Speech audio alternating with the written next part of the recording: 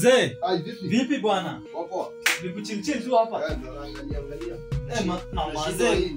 Kwani nyumba yako inakaa aje bwana? Wewe hata una hata dem bwana. Ni nini inaendelea huku? Ai. Wewe umechafuka. Si hata hii ungearrange uweke hata pale. Alafu huku unaweza pika hata kitu mzee. Pika saa hii? Ndio umetoka hostel? Ndio nimetoka hostel mzee. Nilikuwa hata nimeboeka huko nikasema acha nikutembelee. Watu wa hostel wanasema aje? Watu wa hostel wamechill tu. Unajua ma weekend kila mtu ametoka ameenda zake. Unaona mchele cabbage daily venye imewari. Si sasa upike watu ugali at least nikule hata ugali na kaomena hivi. Si upike. Huko ni njaa imekuleta, si ndio? Si njaa mzee. Alafu arrange vitu.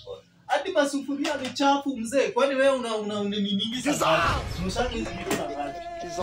Na uko tu na sufuria mbili, si una sufuria nyingine. Mzee. Tupike ama?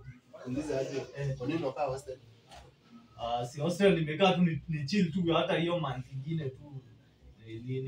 Nisome sana, ni focus na masomo. Unajua huku nje nasikia nyinyi ni sherehe tu. Na kwa nini unakuja huku nje? Nimekuja tu tuongee tu. Tunaongea nini? Hizo ndio vitu tunakuja kuongea. Hizo zenye unaguza sufuria. Nani amekupea? Umekwambia uguze hiyo sufuria? Kwani kuguza sufuria ni mbaya? Hiyo ni swali gani unauliza? Mzee, usikwe hivyo. Unauliza swali umejibu. Sasa nikiguza sufuria sasa nimefanyia hiyo nini hiyo sufuria? Osha sufuria. Nani niambie? Unaona wakati tutahama hiyo hostel. Uende ufanye hizo vitu kwa. Unasikia? Hebu rudi hostel. God have mercy. Sasa mzee unanifukuza. Rudi hostel. Sitaki ujinga wewe. Usikuange hivyo. Utafuta nyumba yako, utafanya hizo vitu kwa nyumba yako. Nani unaangalia?